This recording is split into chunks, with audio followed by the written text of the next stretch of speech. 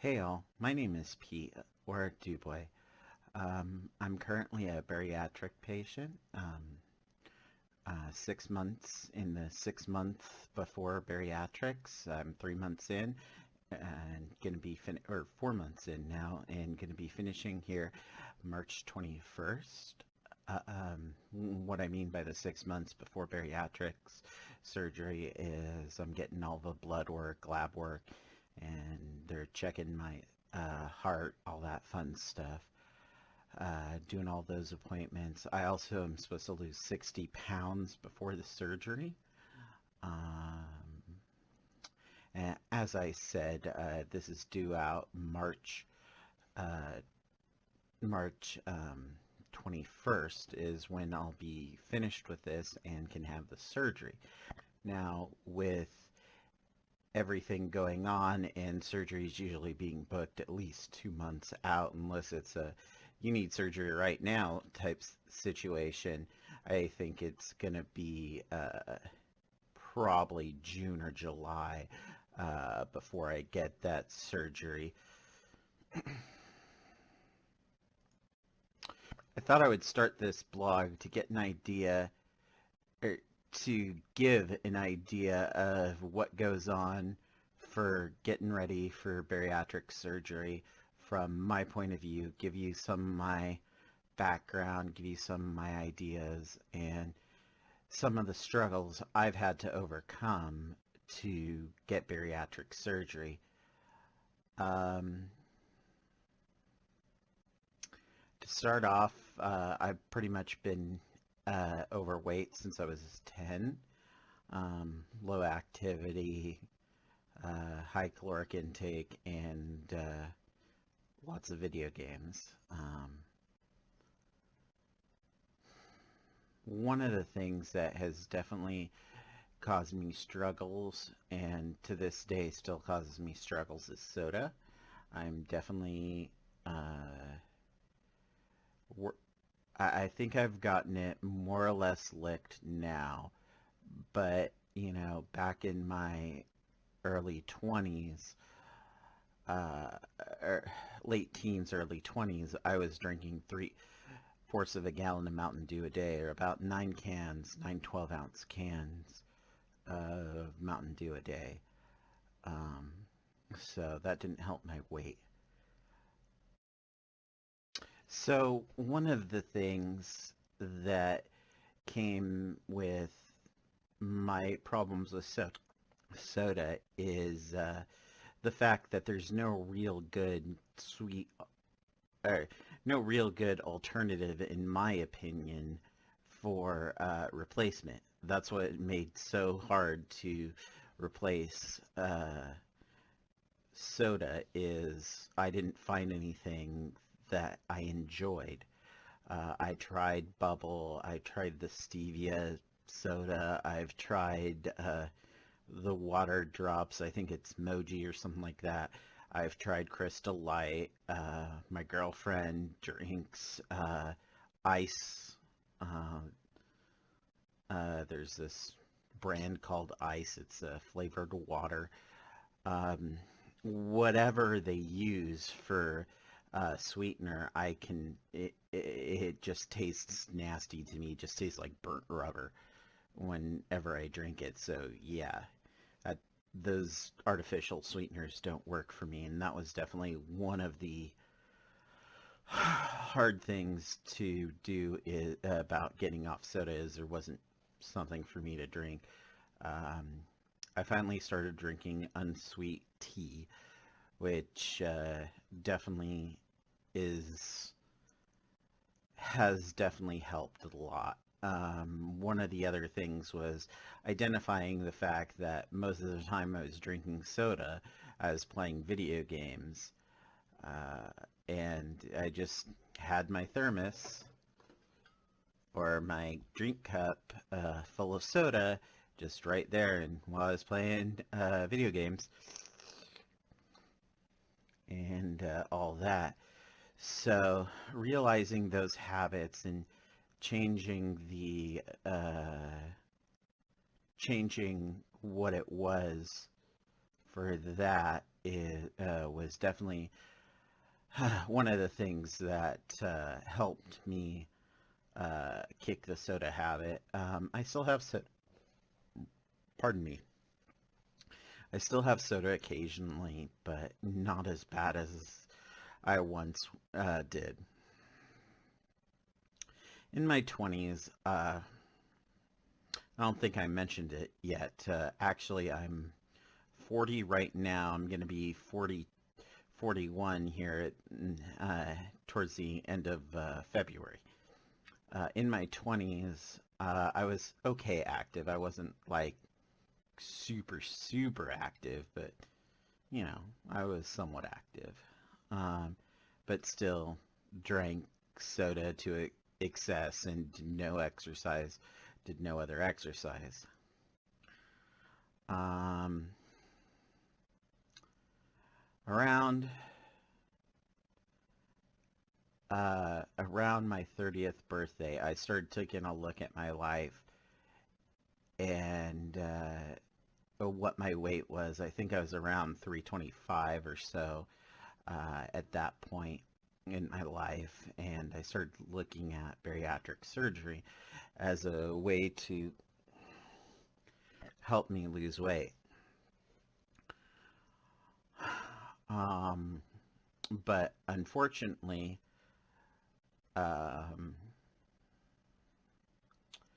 bariatric surgery under the insurance I have is not an option um, unless you have diabetes or or or, or have heart disease. So that was a little frustrating and hard to deal with.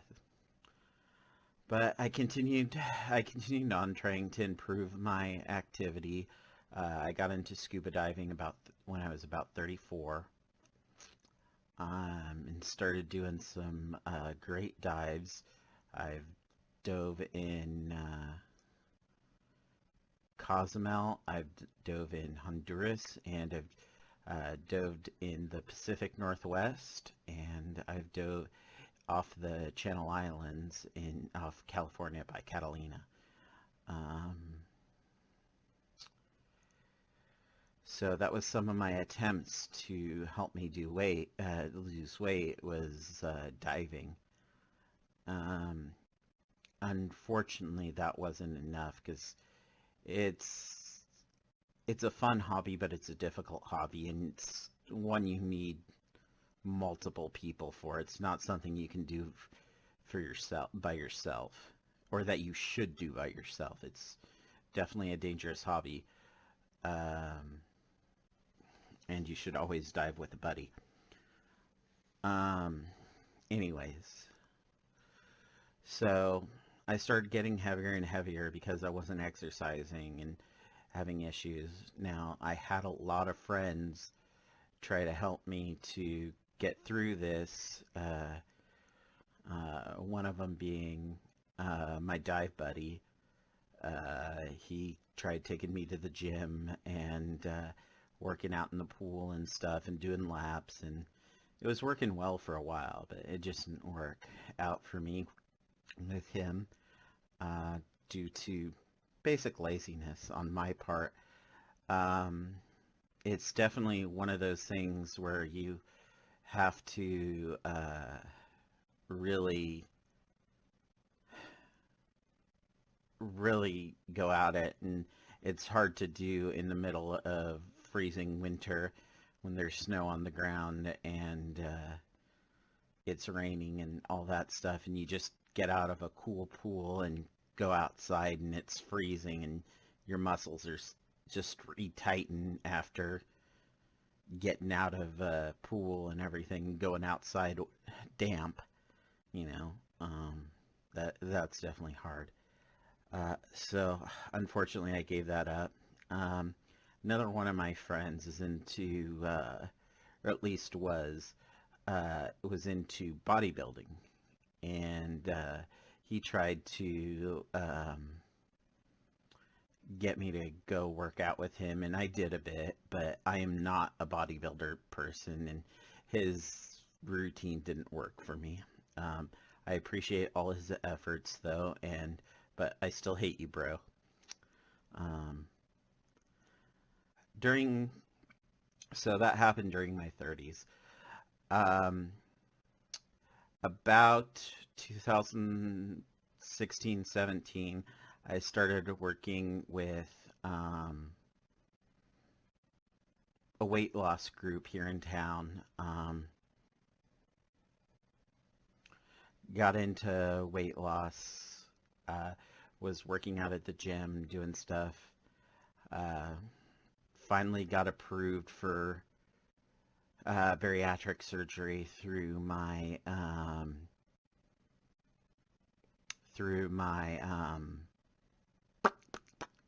insurance. Um, and so we got a referral over to see a specialist.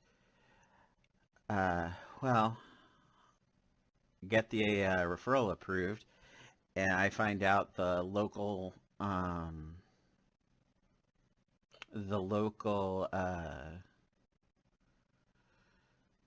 place for bariatric surgery is a place of surgical excellence, or whatever hoity-toity phrase they use. It's a center for excellence or whatever. I'm like, cool, this will be great. I'll have a good team behind me helping me get uh, help me lose weight and help me focus and give in to or give me the information I need to kick my soda habit, to lose weight and other stuff like that. I call them up and they say, we're sorry, but we can't see you till you lose. At this point in my life, I'm about 475. We can't see you till you lose 75 pounds. Not we. We can't operate on you till you lose 75 pounds. No, we can't see you till you lose 75 pounds. And then we're going to want you to lose another 50, 60, 75, whatever it was. They didn't specify that time. They just said you're too heavy and hung up. But not that, you need to lose that much weight before the surgery. No, you need to lose that. You need to lose 75 pounds before we even see you. Then you're going to have to lose another 75 pounds before the surgery.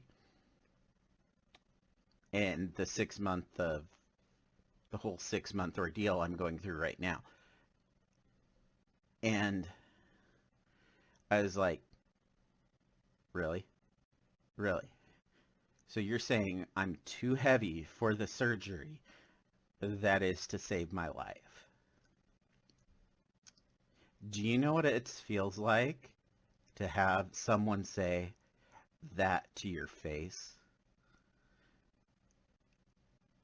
And it's like, if I could lose 150 pounds by myself, or even 75 pounds by myself, what the heck would I need you guys for? It's like, and later, after talking to other doctors and bariatric people, I found out it's because it's a center of excellence, and it's basically they reject more people than they take in, so they can get that stamp that says, hey, we're a center of excellence, all our people succeed, we have a 90 some odd percent success rate, yay! And so they can make more money, so the doctors can make more money. Why the hell are you a freaking doctor of bariatric medicine if you're not there to assist people with bariatric weight loss, or even weight loss in general? Why are you even there? Just to make money? No, that's not cool. You're not a good doctor, in my opinion, if all you want to do is make money off your patients and you don't want to treat them. Anyways, as I said, this was 2016, 2017-ish. I fell into a very deep and black depression for a good year. Why the heck am I on this earth? Why the heck am I doing here? I'm going to be 40 here soon. I can't go diving anymore. I can't get to the car without gasping for breath. I can't um, walk around my apartment without gasping for breath. You know, I can't go do fun things like camping with friends. Why am I here? What's the point of me? I seriously almost committed suicide, and I seriously hope there's doctors out there who are um, part of a center for excellence and see these what type of effect that can have on someone's psyche when they get told they're too heavy. They first need to lose 75 pounds before they'll even be seen to talk to them about bariatric surgery. I seriously hope someone sees this, because in my opinion, you're not a very good doctor if all you care about is cranking out people and not treating them. Anyways, so I continued on my path uh, of suicidal and downward spirals till I found a counselor who helped me out of my depression. And I also met someone who is very supportive and very sweet person, and I love them for it. So one of the problems I'm experienced due to my weight is lymphedema. It's swelling of the leg due to insufficient lymphatic drainage. With that comes a lot of problems and issues. I will show video here in a moment of my leg, but needless to say, at one point, at the part right below my knee, it's 90 centimeters around, and this is due to fluid buildup.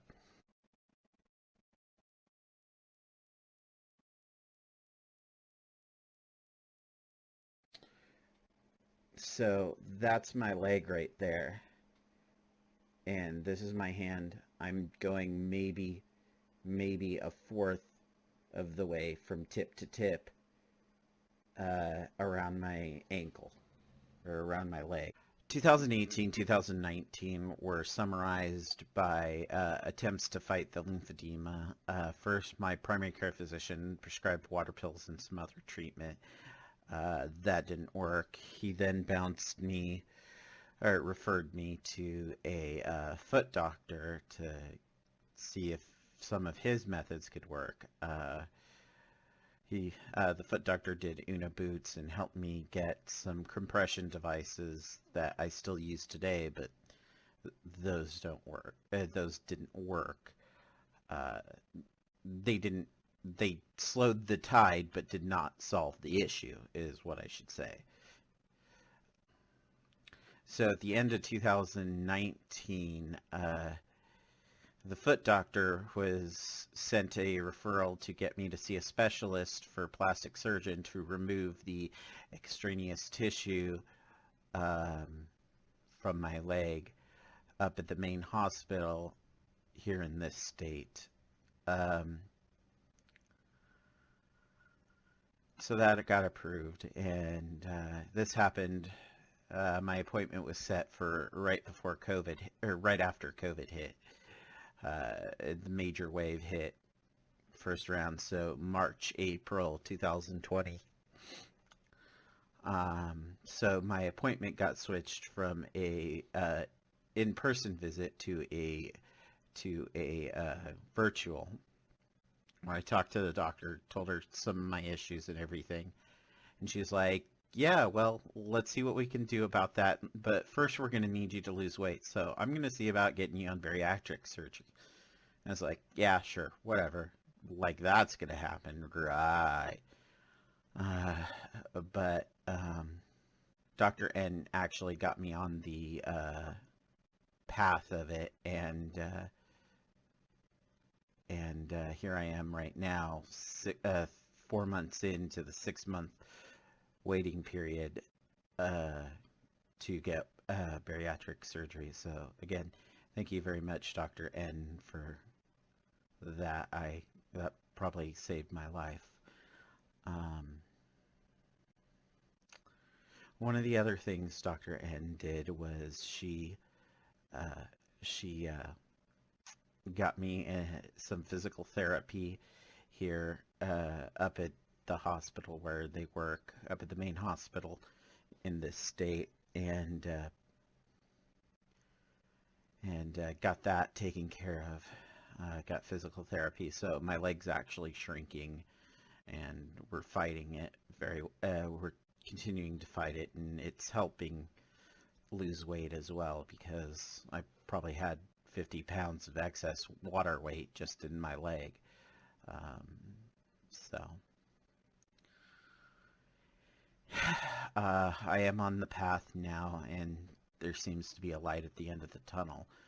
So that's good. So to answer some of the questions someone might have about why I've started this, partly to keep myself accountable, partly to see where I go, partly to give myself hope, partly to remind myself of the pitfalls of stuff, and simply to share the journey with people.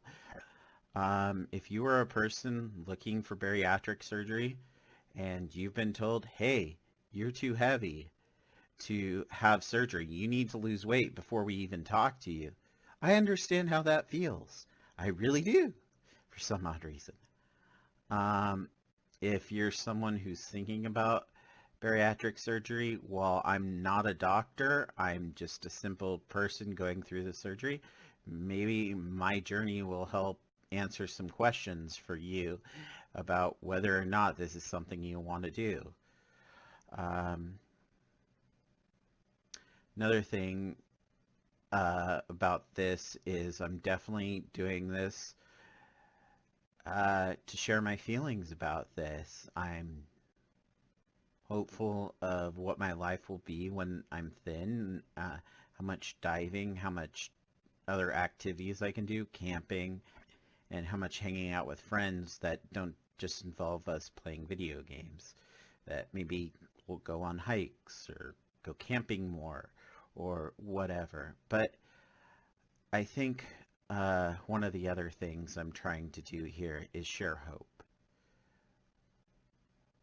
Hope is an essential force in the universe, and hope can move mountains when it needs to. And I think for those people who are out there and struggling, like I was struggling in the dark, finding that ray of hope is definitely hard. And it is something that can be found, and there are ways to get help. Yeah. Thank you for watching, and have a great day. I guess I'll close out with saying I just want to say thank you to everyone who has worked with me and helped me through this extremely difficult transition and issues. I want to say thank you to all of you.